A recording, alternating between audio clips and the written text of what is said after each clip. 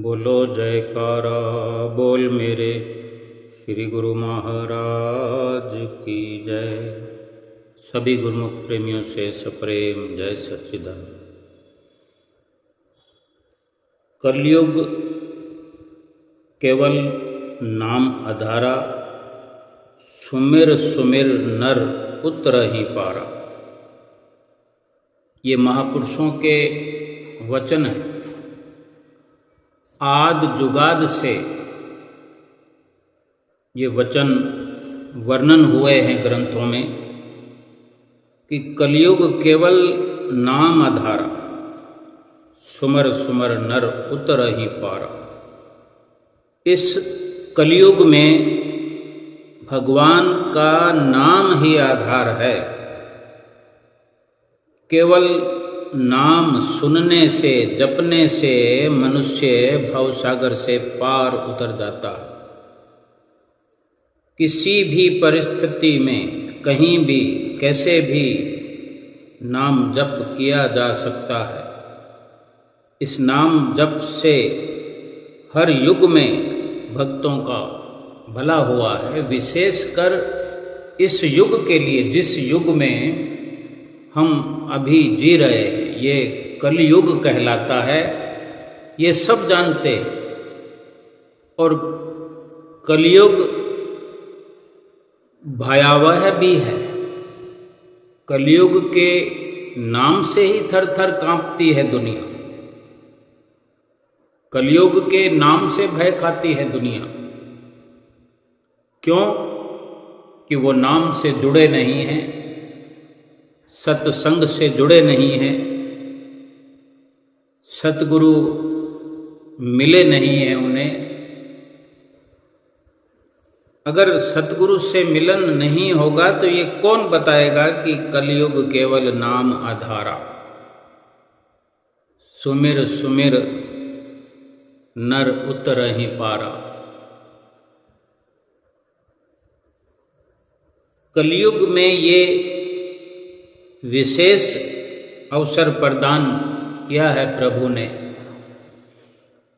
कि इस युग में संतों महापुरुषों की शरण प्राप्त कर लेने पर, उनसे नाम की दीक्षा प्राप्त कर लेने पर, उसी प्रभु के नाम का सुमरन करने से, प्रभु के नाम को सुमर सुमर कर भव से पार उतरा जा सकता है।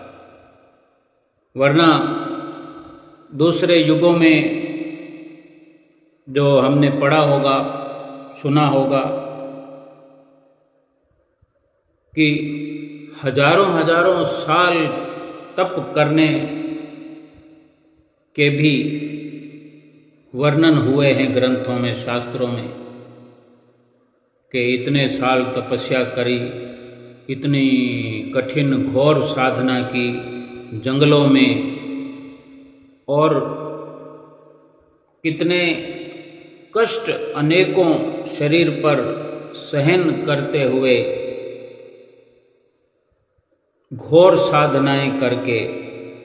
मकसद केवल एक ही है, भव से पार उतरने का।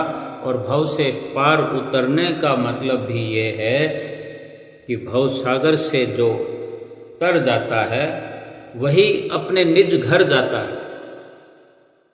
अगर भव से पार न हुआ तो फिर ये संसार है, इसी में बार बार जन्म तो मिल जाएगा, लेकिन बार बार संसार में जन्मने और मरने का मतलब है कि वो 84 में पड़ा गोते खाता रहेगा। नरक योनियों में फिर फिर के वो आता रहेगा। अगर इस मनुष्य जीवन को पा करके जो भव सागर पार उतरने का साधन करता है, भव सागर से पार उतरने का जो जतन करता है, कोशिश करता है, इस युग में संतों महापुरुषों की शरण हासिल करना निहायत ही जरूरी है। और संतों महापुरुषों की शरण में आने से ही असलियत से पर्दा उठता है कि कलयुग में हजारों साल तप करने की जरूरत ही नहीं है। अगर कोई फिर भी नाम से दूर होकर तपस्या और कठिन साधनाओं का सहारा लेता है तो हजारों साल बल्कि लाखों साल भी तपस्या तो करनी पड़ेगी, लेकिन एक जन्म में नहीं, अनेकों जन्म में। लेकिन हम सीधी सी बात को समझ लें कि हम जो मनुष्य जन्म में आए हैं वो सब साधनाएं कर चुके हैं। अगर एक बार जिस कार्य को कर लिया जाए, क्या फिर उसे दोबारा कोई करके बुद्धिमानी साबित कर सकता है कि मैं बुद्धिमान हूं? एक क्लास में पढ़ाई करके कोई 10वीं क्लास में पढ़ रहा है, फिर वो आगे ना जा करके बार बार 10वीं क्लास में ही पढ़ा रहे और वो अपने आप को बुद्धिमान कहला सकता है? या उससे आगे जाने वाला अपनी बुद्धिमानी का प्रूफ कर सकता है कि मैं कदम दर कदम आगे बढ़ रहा हूँ। 10 के बाद 11, 11 के बाद 12, फिर आगे से आगे हर साल जो तरक्की करता है, डिग्रियां हासिल करता है, डिप्लोमा करता है, कभी जरूरत नहीं रहती कि उसे फिर से पीछे वाली क्लासों में जाना पड़े। सोचता भी नहीं वो। बात करने से ही क्रोधित हो सकता है कि जब एक जिस क्लास को हमने पार कर लिया, क्या फिर उसी में जाना बुद्धिमानी है? हर इस प्रकार के पढ़ाई करने वाले के पास ये तर्क है। इसी प्रकार आध्यात्मिकता में भजन भक्ति के मार्ग पर चलते हुए जो डिग्री हासिल करनी है, भक्ति परमार्थ का जो फैज उठाना है, लाभ उठाना है, इस जन्म के अंदर, मनुष्य जन्म के अंदर केवल इसी जन्म में ही उठाया जा सके, उसी पर यकीन करना चाहिए। बहुत से हमारे भाई बहन ऐसे हैं, देखा जाएगा, ज़्यादा क्या सोचना है, कल किसने देखा है। कल क्यों नहीं देखा? कल से तो चलकर आज में आए हैं, तो आज से चलकर फिर कल की ओर जा रहे हैं। अगर कल किसी ने देखा नहीं है, कल ना होता तो आज भी तो ना होता। अगर कल की बात हम ना भी माने, कल को छोड़ दें, तो इस नजरिए से फिर आज जो है, हमारा वर्तमान जो है, वर्तमान समय है, जो ये पल है, इस पल के आगे तो फिर कुछ भी नहीं है। लेकिन हम तो यही जीवन भर कहते हैं कि कुछ सालों बाद करेंगे, कुछ समय बाद करेंगे, कुछ कार्य मेरे पूरे हो जाएंगे, उसके बाद करेंगे भजन भक्ति सुमरन। ये भी तो हमारी आवाज है। जब हम कहते हैं कि कल किसने देखा है, अगला जन्म किसने देखा है, अगला पल भी तो फिर हमने नहीं देखा ना। क्यों फिर अगले समय की बात करते हैं, अगले पल की बात करते हैं, आज के बाद कल की बात करते हैं। सारा दिन तो यही चलता है, आज हमने ये किया है, कल वो करेंगे, परसों ये करेंगे, 2 साल बाद करेंगे। किसी भी तरह की हम संसारिक मर्यादाओं में चलते हुए कुछ बैंक बैलेंस हम बनाते हैं, एफडीआर कराते हैं, 10-10 साल की, 20-20 साल की एफडीआर करा देते हैं कि आज इतना रख दिया है, 20 साल के बाद में इतना होके मिलेगा, 10 गुना मिलेगा, 4 गुना मिलेगा, 5 गुना मिलेगा। जब कल किसने देखा है, तो ये सब क्यों? ये सारी बातें जब भक्ति में आ जाती है तो हम बहाना बनाते हैं, अपने आप को तसल्ली देते हैं कि कल किसने देखा है। हम तो लंबे लंबे दावे बांधते हैं महापुरुष फरमाते हैं जब एक पल का ही भरोसा नहीं है तो कल की तो कोई बात ही नहीं है। कल कहाँ से आएगा? कल तो नाम ही काल का है। एक जन्म कम नहीं है भव से पार उतरने के लिए। पूरी एड़ी चोटी का जोर लगा देना चाहिए। क्यों कल के लिए बाकी रखते हैं? हाँ, डिपॉजिट कर सकते हैं। हर पल को भजन सुमरन में लगा करके 20 साल की डिपॉजिट करें, 50 साल के लिए करें, हमें तो जरूरत नहीं है करने की, अपने आप होता चला जाएगा। और ये कुदरती व्यवस्था है कि कब किस वक्त कौन से पल की भक्ति हमारे लिए काम आने वाली है, वो कुदरत व्यवस्था करेगी। वक्त मुसीबत में, चाहे इस जन्म में हो या इस जन्म के बाद हो, कौन सा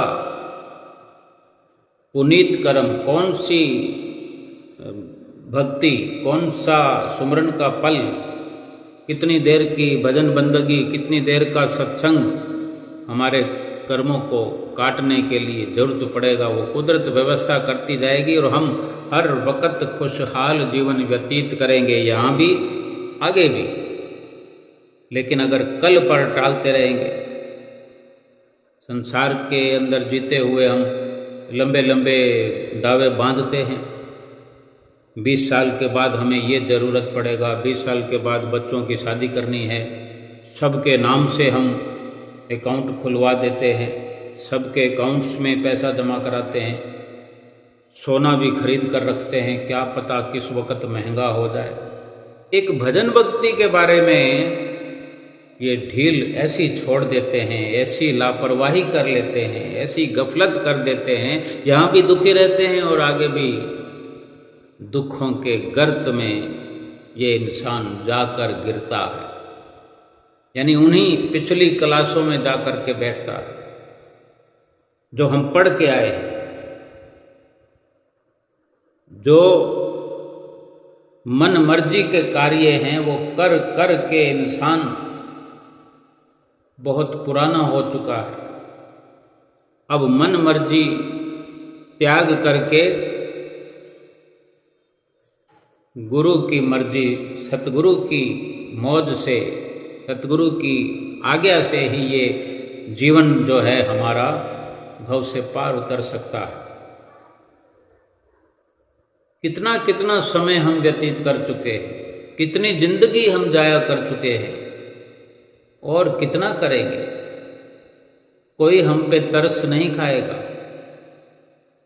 इस जीवन में, इस संसार में, इस जीवन को जीते हुए हमारे सामने एक सतगुरु ही हैं जो हम पर दया करते हैं, दया करते हुए हमें आगाह करते हैं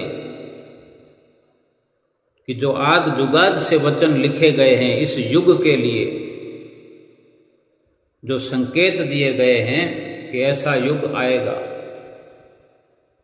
उस युग में यानी इस कलयुग में नाम ही काम आएगा। और आज हम नाम का ही सहारा लें, नाम का ही सुमरन करें। नाम का सुमरन करते करते करते ही भव से पार उतर सकते हैं। तभी हमें सतगुरु दाता दीन दयाल महाराज जी, श्री पहली पातशाही गुरु महाराज जी के वक़्त से ही सुमरन पर जोर देते हुए श्री दरबार के ग्रंथ भरे पड़े कि नाम की महिमा किस कदर गाई गई है। ये हमारे स्वयं के अपनी आँखों के सामने हमारे जीते जी देखने में आ रहा है आज कि हुजूर गुरु महाराज जी नाम सुमरन के लिए कितना जोर देते हैं। हमें विचार करना चाहिए कि संसार में कोई भी हमें इस प्रकार से भक्ति मार्ग पर चलाने के लिए जोर नहीं देता। अपनी मर्जी से हम बहुत भटके होंगे, जप तप पूजा पाठ हमने किए होंगे, अनेकों जगह पर हम जाते रहे होंगे, क्लास दर क्लास पढ़ाई प्रभु को पाने के लिए हमने की होगी। जरा विचार करके देखें कि नाम जपने के लिए कब किसने हमें आगाह किया, किसने हिदायत करी। सब प्रकार से हम अपनी मन मर्जी से जो करते रहे, जब मन किया जिधर मुख किया और चल पड़े, घंटी बजाई, अगरबत्ती करी, माथा ठोका और फिर वापस चल पड़े, बस हो गई भक्ति। ये सतगुरु की कृपा हुई, ये सतगुरु की असीम कृपा हुई जो अपनी चरण शरण में हमें लगा लिया। अब अपने मन की एकाग्रता हमी को करनी है। ये मन एकाग्र हुआ, सतगुरु की आज्ञा व मौज पर चले, वो लाभ प्राप्त करे जो इस जीवन में करना है। केवल नाम का सुमरन जो निश्चिंत होकर, एकाग्र होकर, एकांत में बैठ करके अपने प्रभु से मिलने का जतन करने का एक साधन है। अनेक अनेक गुरुमुख प्रेमियों की ये आवाज होती है कि हमसे होता नहीं, हमसे बैठा जाता नहीं, हमें कुछ समझ आता नहीं। बैठा जाएगा, समझ में भी आएगा, सब कुछ होगा, शुरुआत तो करें। बैठेंगे तो बैठ पाएंगे, करेंगे तो कर भी पाएंगे, लेकिन जब तक शुरुआत नहीं करेंगे, दवाई जो डॉक्टर देता है, चाहे छोटा बच्चा हो, आज देखें हम कुदरत की ये विडंबना कहें या इंसान के अपने कर्म कहें, इंसान की ऐसी कर्मावली है कि इस मनुष्य जीवन में बहुत बहुत उत्तम अवसर मिला है, लेकिन पूरी भक्ति ना करने के कारण, पूरी आज्ञा व मौज पर ना चलने के कारण, भक्ति करके भी भक्ति अधूरी होने से दोबारा जन्म भी मनुष्य का मिल जाता है। लेकिन हम विचार करें, छोटे छोटे बच्चे को ऐसी ऐसी शारीरिक बीमारियां होती हैं, ऐसे ऐसे रोग लगे हुए होते हैं बचपन से ही। क्या हम जानते नहीं हैं? मनुष्य का जन्म मिलना सौभाग्य की बात है, लेकिन ऐसे जन्म का क्या फायदा कि मनुष्य का जन्म गिनती में तो आया, लेकिन दुखों के अंदर बचपन से ही गलतान रहे। भजन भक्ति कैसे कर पाएगा? आज हम स्वस्थ हैं, हष्ट पुष्ट हैं, संपन्न हैं, अगर दाल रोटी सुबह शाम की मिलती है, ओढ़ने बिछाने को मिलता है, रहने का ठिकाना है, पर्याप्त है। हमारे ही कर्मों का हमें मिला है, तो फिर उसमें संशय कैसा है कि ये होता तो मैं सुमरन करता, ये मिल जाए तो सुमरन करूंगा। लेकिन उसी के बराबर में किसी को 4 गुना मिला हुआ है, वो भी कहता है मेरी ये कमी पूरी हो जाए तो सुमरन करूं, मेरे घर बच्चा हो जाए तो मैं निश्चिंत हो जाऊं, बच्चा होने पर फिर वो बड़ा हो जाए, उसका लालन पालन हो जाए, वो पढ़ लिख कर होनहार बन जाए तो मेरी जिम्मेदारी खत्म हो जाए।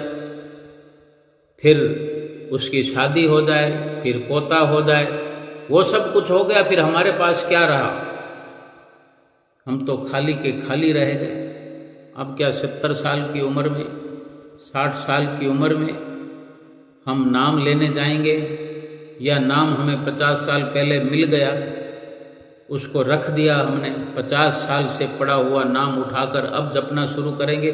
जो 50 साल हमने जाया कर दिए, उसका हिसाब कैसे होगा? वो कमी कैसे पूरी होगी? कैसे वो घाटा पूरा होगा? एक एक दिन का नहीं, बल्कि एक एक घंटे का, एक एक मिनट का, जो हमने इतने साल अपने जाया कर दिए। हमें महापुरुष हमारे श्री गुरु महाराज जी कितना भजन सुमरन करने के लिए कहते हैं? 2 घंटे ही तो भजन सुमरन करना है। 24 घंटे हमें भगवान ने दे करके माला माल किया है, वो 2 घंटे हम अपने लिए ही नहीं निकालते। हम तो सोचते हैं कि 24 घंटे हम अपने लिए जी रहे हैं, तो 2 घंटे अपने लिए जीने में क्या फर्क पड़ता है? लेकिन हमें समझ में यही आता है कि वो 2 घंटे तो गुरु महाराज जी के लिए है, लेकिन हमने तो 24 घंटे अपने लिए रखने हैं। लेकिन जो गुरु महाराज जी की शरण हासिल करने के बाद गुरु महाराज जी की आज्ञा पर चलता है, उनकी मौज पर चलता है, उसी को समझ आती है कि यही 2 घंटे ही तो मैं अपने लिए जीऊँगा अगर 2 घंटे में सुमरन करूँ। बाकी 22 घंटे तो कहाँ अपने लिए? वो शरीर के लिए है, संसार के लिए है, झूठी मोह माया के लिए हैं, अपने लिए कहाँ है? ये 2 घंटे सुमरन जीवात्मा के लिए है। अपनी तो जीवात्मा है, अपनी तो भजन बंदगी की दौलत है, अपना तो परमात्मा है, संसार थोड़ी ही अपना है। और हम 24 घंटे संसार पर लुटा रहे हैं, दोनों हाथों से लुटा रहे हैं, सोए हुए भी लुटा रहे, नींद में होते हैं तब भी हम अपने वक्त को, अपने श्वासों को लुटा रहे। उसके बदले में क्या पा रहे? दुख, मुसीबत, कष्ट, कलेश, इस जन्म भी और अगले जन्म के लिए भी बुक करा रहे। अब ये बुद्धिमत्ता है या मूर्खता है, अज्ञानता है, लापरवाही है, गलती है, जो भी नाम हम दे सकते हैं, लेकिन 2 घंटे सुमरन जो श्री गुरु महाराज जी बताते हैं,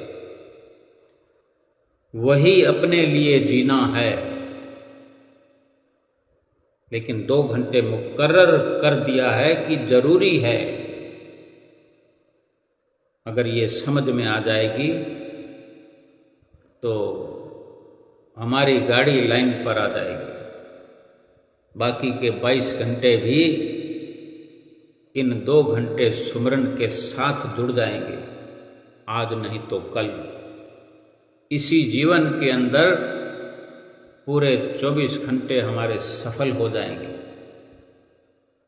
इस 2 घंटे सुमरन का प्रताप ऐसा है कि ये पूरे 24 घंटे नहीं, 24 साल नहीं, पूरे जीवन को सफल करने वाले 2 घंटे हैं जो हम सुमरन करें रोज का रोज। श्री गुरु महाराज जी ने हमें जो नाम सुमरन दिया है वो मुश्किल लगता है, लेकिन जिस दिन कमर कस के हम तैयार हो जाएंगे। अब छोटा बच्चा दवाई पीता है, अज्ञानता के कारण उसको समझ नहीं है, वो तो दूध भी पीता है तो उल्टी कर देता है, कोई चीज़ भी खिलाओ तो वो वापस उगल देता है। धीरे धीरे उसे समझ आती है, माता पिता उसे सिखाते हैं, थोड़ा थोड़ा मुंह पे लगाते हैं, कोई भी चीज़ हो, लेकिन दवाई उसको ज़बरदस्ती पिलाते हैं अगर बच्चा अस्वस्थ है। खांसी है, जुकाम है, या उसको इंजेक्शन भी लगाना पड़ता है। देखो, वही इंजेक्शन बड़े युवक को लगता है युवा स्थिति में, वही इंजेक्शन नवजात शिशु को लगता है। कितनी पीड़ा होती होगी, कितना बच्चा चिल्लाता है, रोता है, आंखों से जारों जार आंसू निकलते हैं, लेकिन माता पिता उसको स्वस्थ करना चाहते हैं। वही बच्चा जब बड़ा हो जाता है, उसको समझ हो जाती है कि मेरे ठीक होने के लिए ही दवाई है, फिर भी अगर कोई दवाई आसानी से तो कोई पीना नहीं चाहता, उसमें कोई स्वाद तो नहीं होता, लेकिन जहाँ ज़रूरत होती है तो वहाँ स्वाद भी पड़ जाता है। ऐसे ऐसे इंसान हैं जिनका दवाई से गहरा रिश्ता हो गया है। कितनी टैबलेट्स इकट्ठी करके ऐसे फक्की मार लेते हैं जैसे कोई चने चबा रहा हो, बादाम खा रहा हो, और चेहरे पे कोई सिकन नहीं।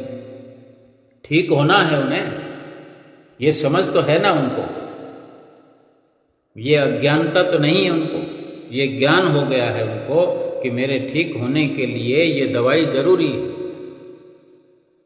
अब उसी के बराबर में कोई रो पिट के खाता हो, अपना अपना स्वभाव है, लेकिन दवाई चाहे रो पिट के खाओ, यानी दवाई मन से पियो या बेमन से पियो, जाने में पियो अनजाने में पियो, दवाई असर तो करती है ना।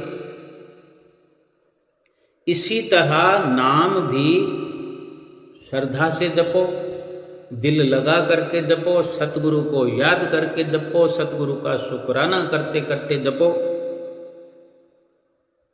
या अनमने मन से बैठो, जी ओखा करके बैठो।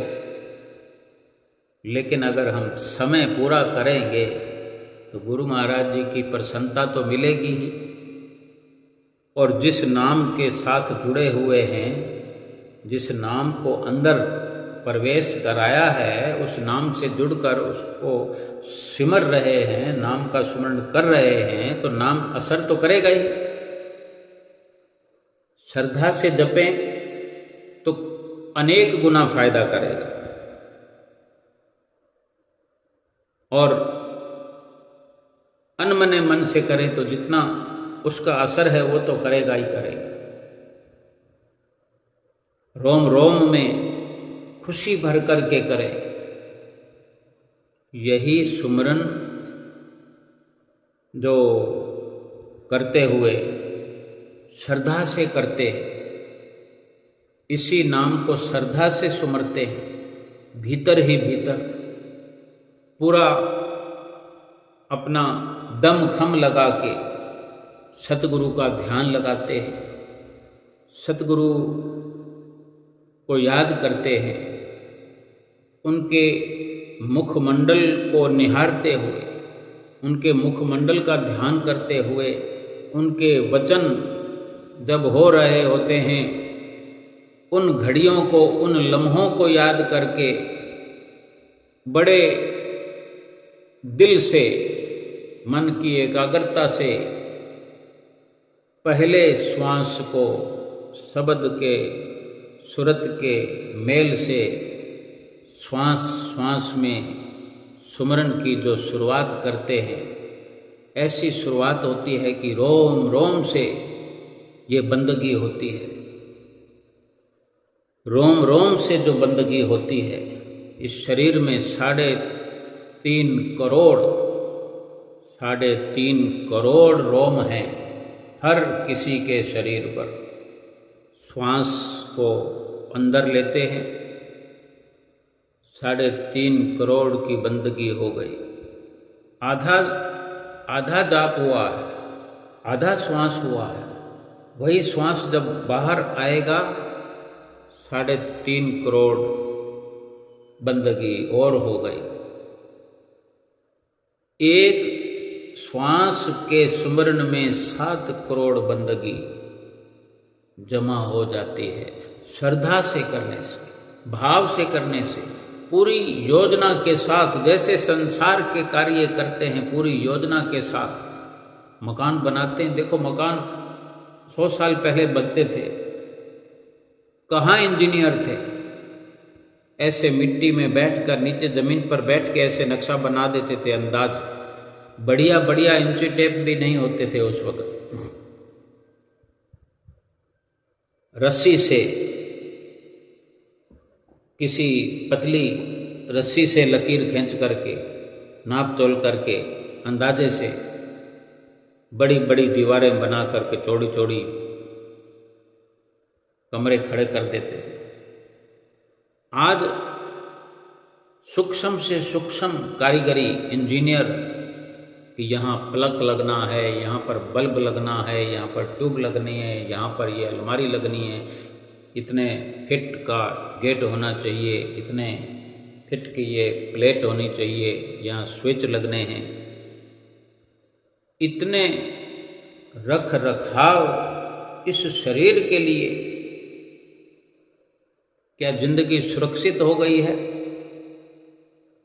जितना भी आविष्कार हो रहा है, इंसान पतन की ओर बड़ी तेजी से बढ़ रहा है। अगर इतनी तरक्की शरीर के लिए जरूरी है तो क्या आत्मा के लिए कुछ भी जरूरत नहीं? आत्मा को पतन के रास्ते में इंसान ले जा रहा है। यही तो इंसान का विनाश है। जो इतनी बारीकी से आज सुमरन भी करे, बड़ी सूक्ष्मता से, थोड़ी थोड़ी नुक्ताचीनी को देखते हुए कि मेरी एक श्वास में कितनी बंदगी हुई, एक श्वास भी पूरा हुआ कि नहीं हुआ। जो श्वास हमने शुरू किया, उस श्वास में हमने नाम के साथ कितनी प्रीत जुड़ी रही, नाम के साथ हमारा ध्यान कितना जुड़ा रहा, सुरत हमारी, नाम शब्द सुरत का जो मेल किया हमने, नाम के साथ जो सुरत अपना ध्यान लगाया, वो ध्यान कितनी देर चला श्वास के साथ? थोड़ी देर श्वास चलाया, हमारी सुरती तो भागकर कहीं 7 समुंदर पार चली गई। फिर उसको पकड़ के कौन लाएगा? श्वास तो चलते रहेंगे। श्वास तो हम सुमरन करें तो भी चलेंगे, सुमरन नहीं करें तो भी चलेंगे, पाप कर्म करेंगे तो भी श्वास चलेंगे, और पुण्य करेंगे तो भी श्वास चलेंगे, भक्ति करेंगे तो भी श्वास चलेंगे, दर्शन कर रहे होंगे गुरु महाराज जी के तो भी श्वास चलेंगे, संसार के दर्शन कर रहे होंगे तो भी श्वास चलेंगे। श्वास तो जो मिले हैं वो चलते रहेंगे। जब श्वासों का खात्मा होगा तो फिर श्वासों का खजाना खत्म हो जाएगा, खाली हो जाएगा, फिर तो श्वास न रहेंगे न चलेंगे। फिर चाहे भजन बंदगी करो, चाहे पाप करो, धर्म करो, श्वास खत्म हो गए फिर कुछ नहीं होना, ये शरीर फिर पड़ा रह जाएगा। विचार ये करना है कि श्वास जो मिले हैं उससे क्या कर रहे हैं। और जब सुमरन की हम शुरुआत कर रहे हैं, सुमरन की शुरुआत करने पर हमने ये विचार अवश्य करना है कि जब हम बैठ ही गए, जब सुमरन में बैठ गए, तो पूरी मर्यादा के साथ, पूरी तटस्थता के साथ,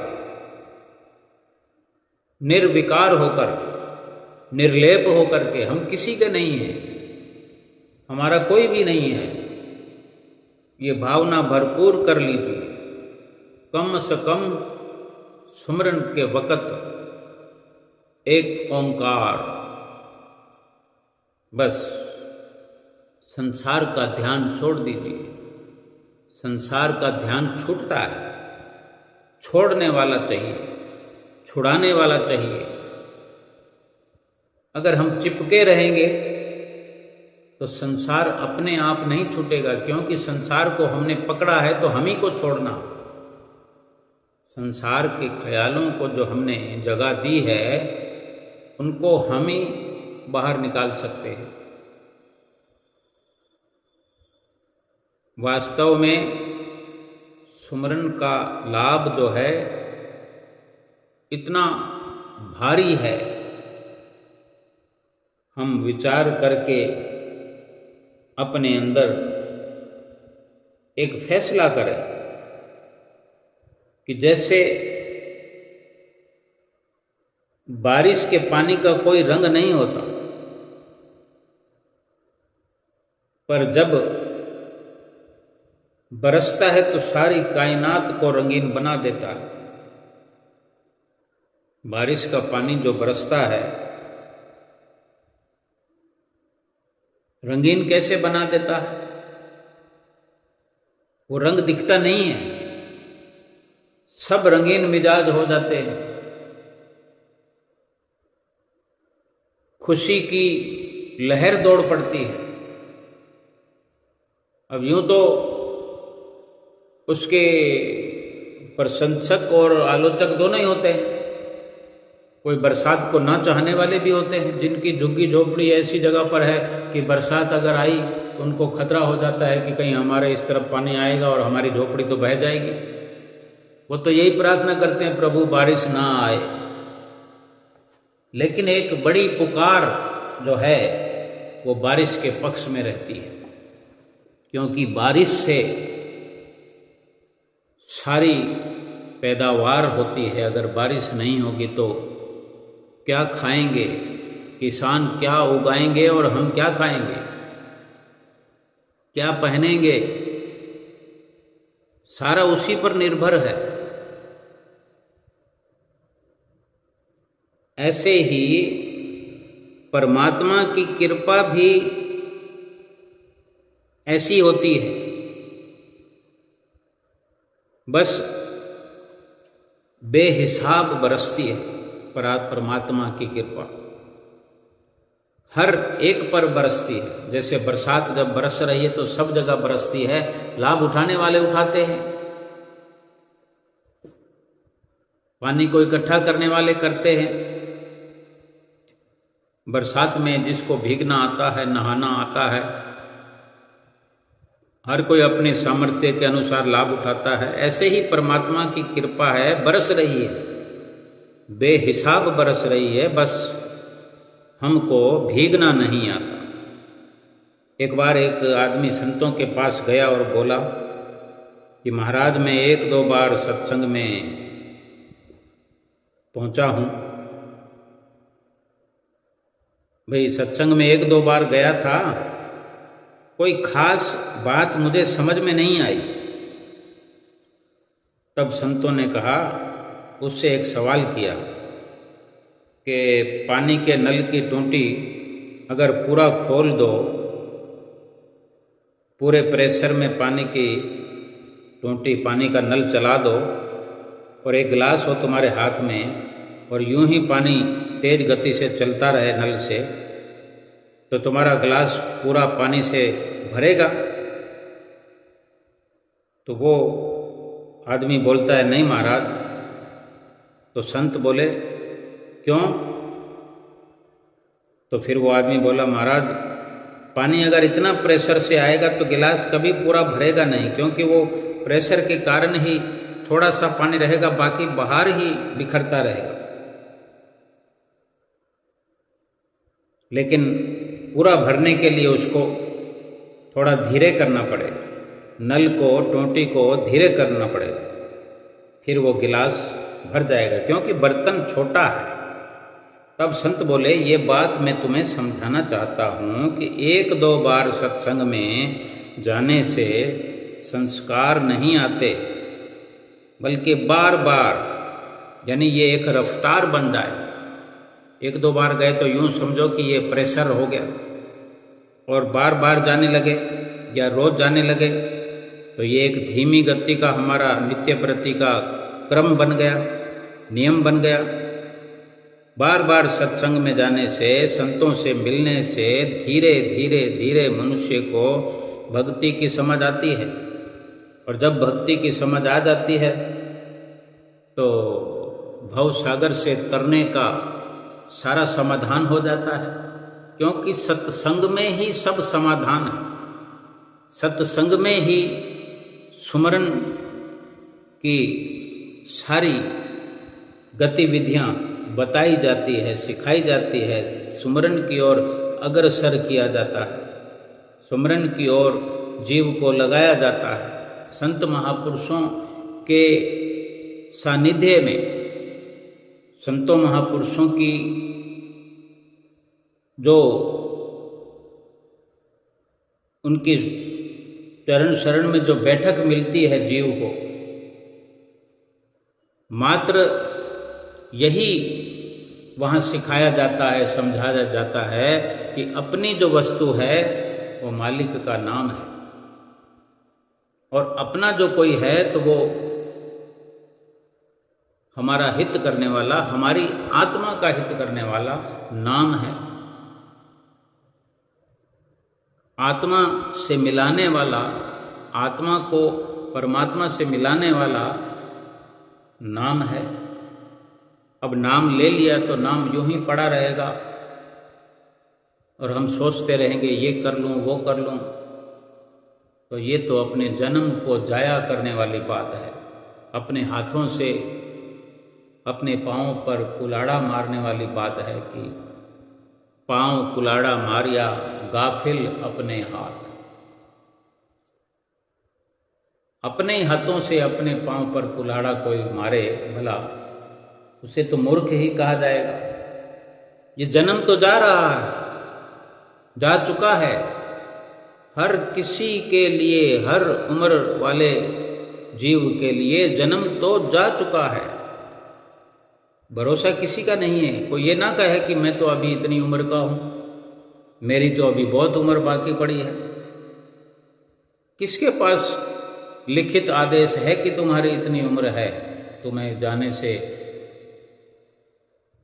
कोई रोकेगा?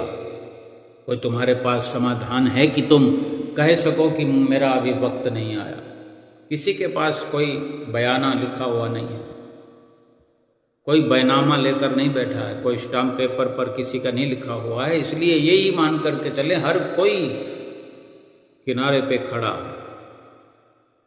बस जो अपना ये पल संभाल रहा है वो जीत में है।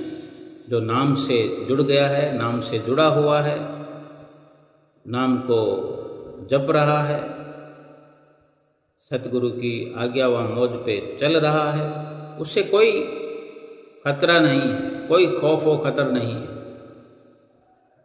वो जब चाहे, जिस वक़्त चाहे इस संसार से जाए, कोई गिला शिकवा भी उसको नहीं है, क्योंकि वो अपना काम कर रहा है।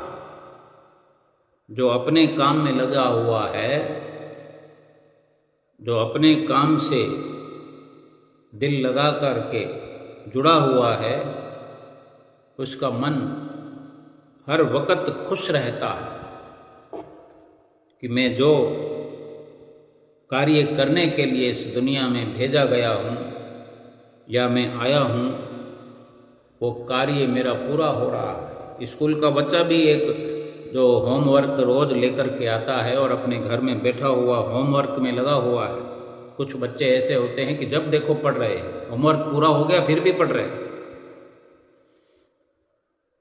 फिर भी पढ़ रहे हैं, यानी उसको याद कर रहे हैं। पेपर तो देना ही, एग्ज़ाम तो देना ही पड़ेगा। उस वक़्त जब एग्ज़ाम के वक़्त जितनी पढ़ाई करनी होती है, इतना बोझ हो जाता है। साथ के साथ अगर कोई रटा लगाता रहता है, याद करता रहता है, सुमरण करता रहता है उन प्रश्नों का, उत्तर का,